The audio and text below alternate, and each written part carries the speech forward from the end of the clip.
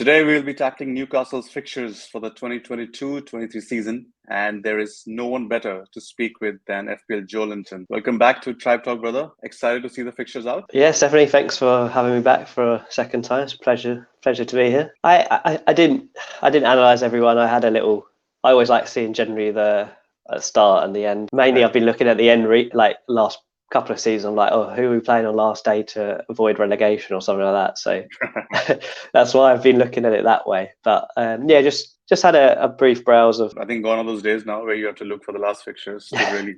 This should be a season where you should be. I'm hoping Newcastle will be fighting for a European spot. Possibly. I guess it depends on transfers for us and for other teams, but I could see us doing something like Wolves did last year is probably a realistic ambition. Let's get straight into it. First, we'll take a look at the first 8 fixtures.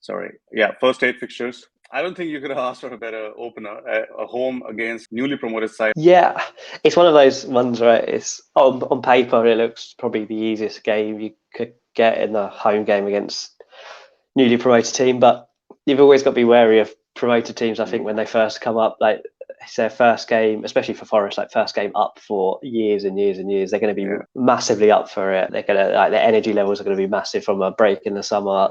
It's not as easy as it maybe looks, but hopefully it's kind of one. If you last the first, it's better being at home that we are. Like away, I'd actually be a bit concerned that I think you could get overruled quite quickly in like the first 15 minutes. But yeah, it should in theory be a good start for us, but you never know. Absolutely.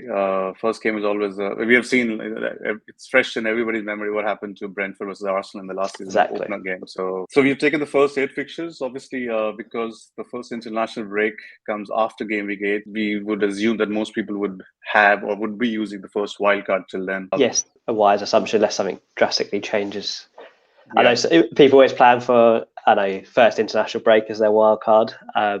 But sometimes you get a few after game week 2 that have had a terrible start. Their draft didn't go the way they thought, and they do it early. I think I even did it early last couple of years. But yeah, I think on paper, in planning, game week 8 sounds like a good point to take a stock wild card for what you've seen. So apart from Nottingham Forest, then there is Brighton, which is away. Now, if you look at your first 4 home games, yes, Nottingham Forest is the first one. Then is City, Crystal Palace, and Bournemouth. Apart from City, obviously, I think the remaining 3, looking at how last season ended and how their home record really turned out to be under Eddie Howe, looks decent on paper. They do. They do. Yeah, those do look good. Palace impressed me last year, actually. I thought they weren't going to be so great. So if Vieira takes another step, then that won't be easy. But yeah, I think clearly a City game, as much as you hope that you get something, is logically a write-off for most teams. But otherwise, that's a good home start. You think there could be a few goals, a few clean sheets potentially in there. That ideally, you would favour Newcastle in 3 of those 4. They're not even 50-50s. Right. You'd probably favour Newcastle slightly. And then if you go to the away games, Brighton away, Wolves away, Liverpool away, and West Ham away. So this obviously is relatively tougher. Brighton are I don't have a clue what they're going to do this year, or even from week to week. Sometimes you don't know what they'll do. Potter's generally started quite well with them in the season, so I think that's a tough game. Wolves, if you take Wolves from last year, I think that'll be a tough game, especially if they're as defensively solid as they were. But something tells me Wolves aren't going to be quite as good depending on signings. Yeah, otherwise Liverpool away will be very hard, and West Ham, of course, were challenging for Champions League for some of the season last year, and again will be difficult, although they still have Europe qualification, stuff like that, which could lead to some rotation. They're probably the kind of games that you don't breed. If you wanted to start a Newcastle player in your team for game week 1, you would probably bench them against City and Liverpool, but you would probably keep them in your lineup for the others, but not buy them. So yeah, I wouldn't be buying a Newcastle player other than maybe game week 1 and 2. You wouldn't probably buy them later than that in the middle of this run, because it's not good enough. I don't think it's not terrible, but it's not quite good enough. No, you're right. So is there a decent shout for a Newcastle player in your game week 1 team till you play a wild card? So yeah, depending on Trippier. If Trippier's 5, I think he'll be a good shout. If he's 5, edgy. But I think over the course of the season, Trippier will do very well, assuming he stays fit. Because he's on free kicks, he's on corners. We're better defensively. He will. Yeah. I think as a whole he'll do well. I think a lot of it is dependent on rotation. You'll probably want a few rotational options where you can bench a Newcastle player or another cheap player and rotate them in this period. So if you wanted to bench a Newcastle player for 3 and 5, and you had another player waiting in the wings, a cheap midfielder or a cheap striker that could play in those games and maybe away to West Ham when Newcastle have West Ham. Wilson, I think, will do well this year. Again, biggest assumption he stays fit. I think he can score against any team that we play. City, Liverpool, maybe if you write those off. But even a tough away game at West Ham, if we score, there's a chance he'll be. Otherwise, people will say Bruno. I'll be intrigued to see what price they put for him. I think he'll still be brilliant for us as a player. I don't know whether he'll continue his attacking triumphs of end of last season. He was at 5.5. I think it was 5.5. Whether they push him up to 6.5, which I think is probably too much for a centre mid. Like he's not overly attacking. He does get in the box. I'm intrigued with Saint-Maximin actually. Purely because I think it was a striker last year. I think he should be a mid, and if he's priced around 6.5, I think he could be a good rotational option. I think he could be quite a good fifth midfielder potentially, depending on his price. Maximin this year. A word on Brighton. I think Bissouma's departure. Obviously they would definitely look for a replacement, but that'll be a big hole for Brighton to fill, though they have got a striker as well from, I think, a Belgian side, if I'm not wrong, a Belgian club, sorry. So I would say Newcastle, looking at the form that they finished the season at, or they would be aiming to take minimum 4 points from the first 2 games. If they do not, that would be highly a not good start because 3, 5, and 7 are relatively tougher. You can start with a win, and then Brighton, like I said, it's a bit of a lottery sometimes. When they can turn up and play really, really well. Like we saw when the pressure was off at the end of last season, when everyone thought they were on holiday, they were playing really good. Welbeck was scoring for days. It was so I think you're right. 4 points from the first 2, and I'll be happy. In the new season, the pressure will be higher on Eddie Howe. And though yes, he would be backed the whole season. As in, I think these are your words. He would be backed the whole season, but there will be pressure if there's a string of losses. There will be pressure, and obviously we'll discuss more about the transfer. All right, let's look at the best fixture phases for Newcastle. Crystal Palace at home, West Ham away, then Bournemouth, Fulham, and Brentford. I think Newcastle will have to target 4 out of these 5 games to really go for the kill. A good run of fixtures, definitely, especially 3 out of the 5 being at home as well. Clearly, West Ham's a difficult game, but it's not impossible to get something there. I think I saw on Twitter actually, someone do a tweet on every team's like favourable fixtures, and 6 to 10 was exactly what they said as well. And when you've got two newly promoted teams, a newly promoted team from the previous season, and then a home game to Palace, it's probably nearly as good as you could ask for in a run of 5 fixtures. So depending on transfers, wild cards, 2, 1, 2, 3 if you're a massive Newcastle fan, and we're on fire to start the season. But that's a great one, I think. Because Palace, anyways, as you said, obviously it was the first season last year under Patrick Vieira, and they were not really impressive on the road. We are just discussing fixtures here, obviously looking at what happened in the past.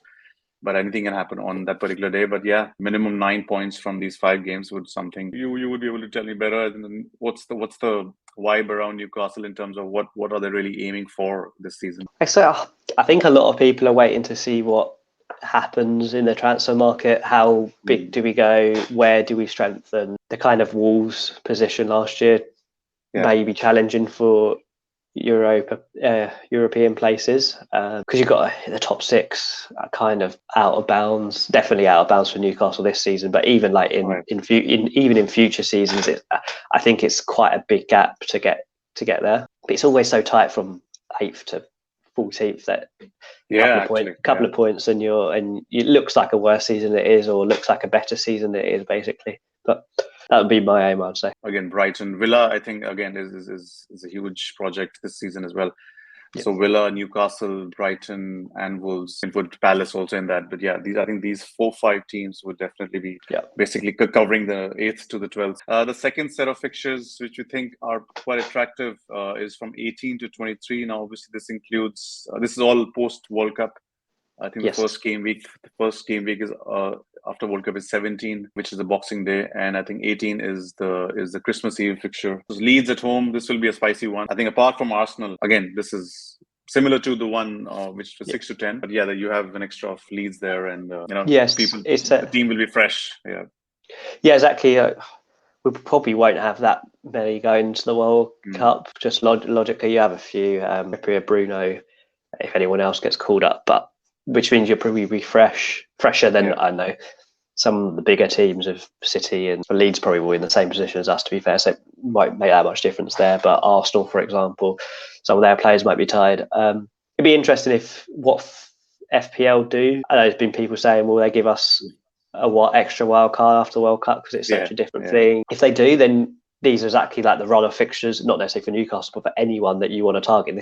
You want to plan your wild card, your extra transfers in advance. So Newcastle players again be quite high up on the list in terms of that fixture run. Again, you could bench them away to Arsenal, but people go to Arsenal and do well, get goals, don't necessarily win sometimes. But so it's like you say, it's a very similar run to above, just like Fulham flipped, West Ham flipped, Bournemouth flipped. So you'll get a lot bigger idea by game week 18 whether these are the teams some of them are to target. But by 18, they could do one of them could do a Brentford and actually be solid at the back. Mitrovic could be on fire and the community will be going crazy. And it'll be someone else that would be targeting, like if, for example, Palace are looking quite poor next season, that away fixture doesn't actually look that bad again. It's important to be flexible, but yeah, I would say that's a decent run. I would still favour the one at the game week 6 to 10. I would think that's slightly better, but it's not a bad run for a 6 fixture thing to have one that you're like definitely know the rest. Correct. Play at least definitely the players. And a couple of these clubs like Leeds is, I think, bound to lose Rafinha. It looks that way, doesn't it? Yeah. They have got, I think they got a winger signed from I think Red Bull Salzburg, but not sure who they're going to get in attacking if Rafinha leaves or whenever he leaves. Crystal Palace would be without Gallagher as well.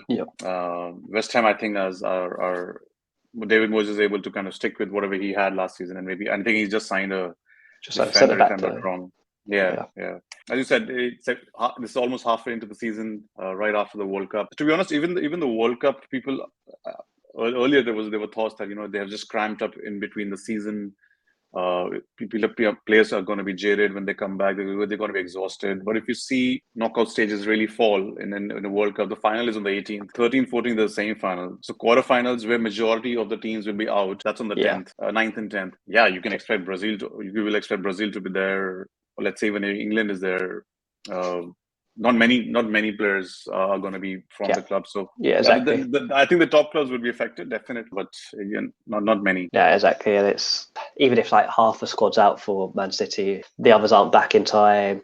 I know Pep people sometimes give them a rest after tournaments. So whether Pep will do that again, even if it's halfway through the season, will he give everyone a week off? Like African Cup of Nations, right? People gave Salah and Mane a week off. Will they do that during this busy time? I'm not sure, but it's something to definitely keep an eye on. That it's definitely going to affect the top 6 a lot more than the lower clubs, which will probably have slightly higher energy levels and could do well in the 3 weeks after that or so.